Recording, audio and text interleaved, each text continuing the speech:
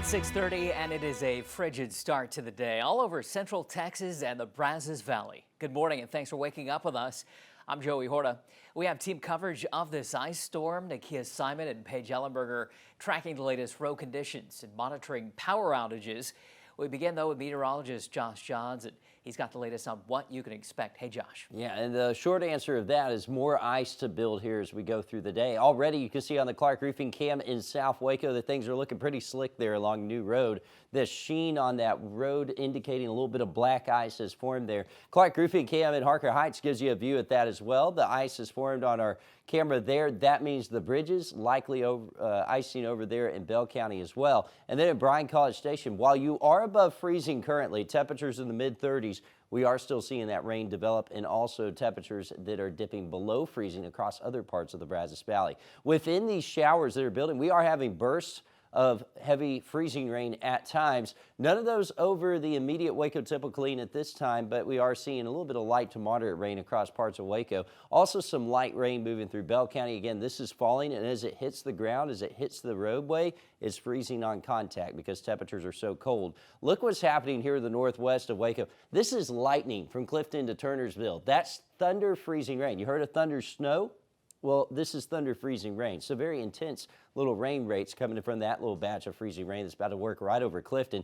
That can ice things up in a hurry. Same with that little batch sitting there towards Hill County. Showing up as red when you take the winter mask off. So that's a sign there is some heavier rain in there. And the Brazos Valley, rather, things kind of drier. We are still seeing some showers towards Bryan College Station. Another couple of good bursts here over Hill County. One near Bynum, another one there near Blum that's lifting up. Looks like that one producing a little bit of lightning as well. So we have some more intense areas of freezing rain building at times, and we'll see these showers continuing. Again, that winter storm warning continuing through Thursday with more rain on the way for today. I'll time it all out for you and have a look at that 10-day forecast coming up. Josh, thanks. And drivers got to be careful on this morning commute today.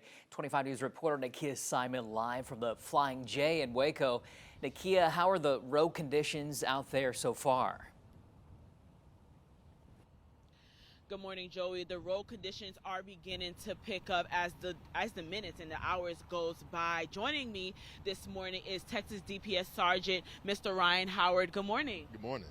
I know that we saw a huge accident happen in Copper's Cove. You don't cover that area, you cover McLennan County, but you told me this morning that you all are seeing road conditions starting to pick up. Yes, we are seeing some slick roadways out towards Moody, between Moody and McGregor 317, as well as State Highway 6. Many of the bridges and the overpasses are kind of slicked over, frozen, so we're seeing the increase of crashes in those areas.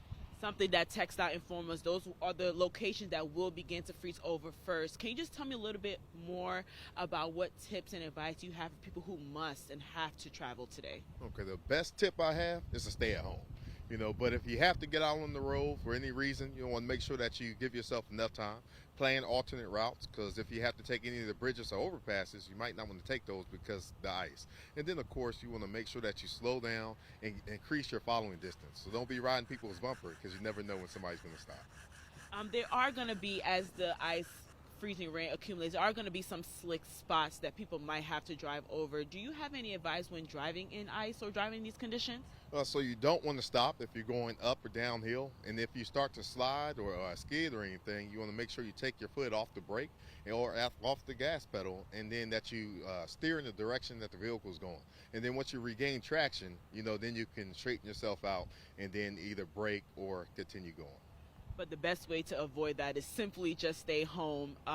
Any more information for people who may want to keep up to date as the day goes by? Well, you can follow the Texas Department of Public Safety social media, as well as Texas Department of Transportation social media, which we tend to put updates on road conditions and what we're doing to keep people safe. Perfect. Thank you so much, Ryan Howard. As the conditions begin to worse here, we'll keep you up to date. Sergeant Ryan Howard will be out and about all morning long, and we'll keep you all updated as we head into more icy weather. Back to you, Joey. All right, thank you, Nakea. And TxDOT pre-treating the roads in the Brazos Valley Monday ahead of the storm. The agency wants to keep drivers safe. TxDOT pre-treating those roads again, and here's what they're telling us. We are starting working around the clock for 24/7 until the event leaves the Brazos Valley. We're doing this in all our 10 counties, Chris. We are starting to be prepared for the worst and praying for the best. TxDOT reminding drivers the best thing to do is stay home. We keep hearing that, but if you have to go somewhere, slow down, look out for ice. The big concern during an ice storm is the chance of losing power. According to ERCOT, though, the state has enough power supply to keep up with the demand. It's always a good idea, though, to be prepared. KRHD anchor Paige Ellenberger live from Bryan with how to prepare now in case your power goes out later on. Paige, good morning. Hey, Joey, good morning. Yeah, you said it best. If you don't have to leave home today, just stay home. The roads are getting pretty bad. I can tell you as of right now, they're not icing over, but they are really wet. So there are a few things you need to know when it comes to power outages. So first and foremost, take it slow on the roadways.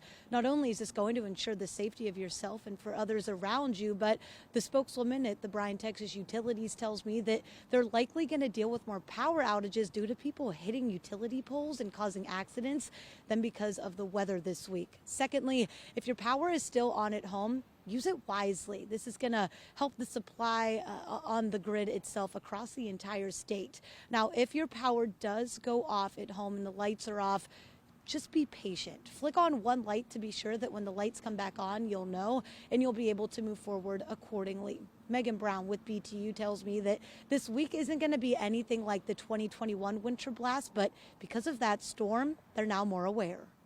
We always stand at the ready and go back and look and see, after any kind of event, we have a post-event analysis and see what we could do better next time.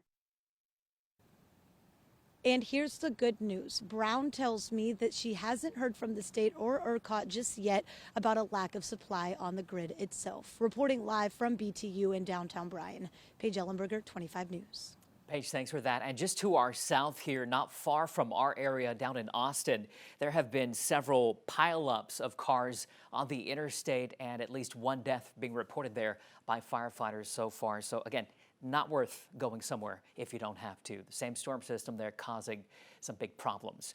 Meanwhile, the Public Utility Commission of Texas and Encore asking you to report power outages caused by downed lines. The icy weather causing concern. According to Encore, it is prepared for the storm. Crews working 16-hour shifts around the clock. The company is not asking for any help yet, but that could change depending on how the demand and how much ice we get actually turns out. ERCOT says there won't be a problem this time around. Many schools either delaying or canceling classes today.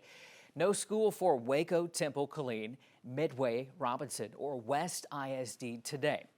Bishop Riker Catholic School in Waco also closed, and also college students attending classes online today.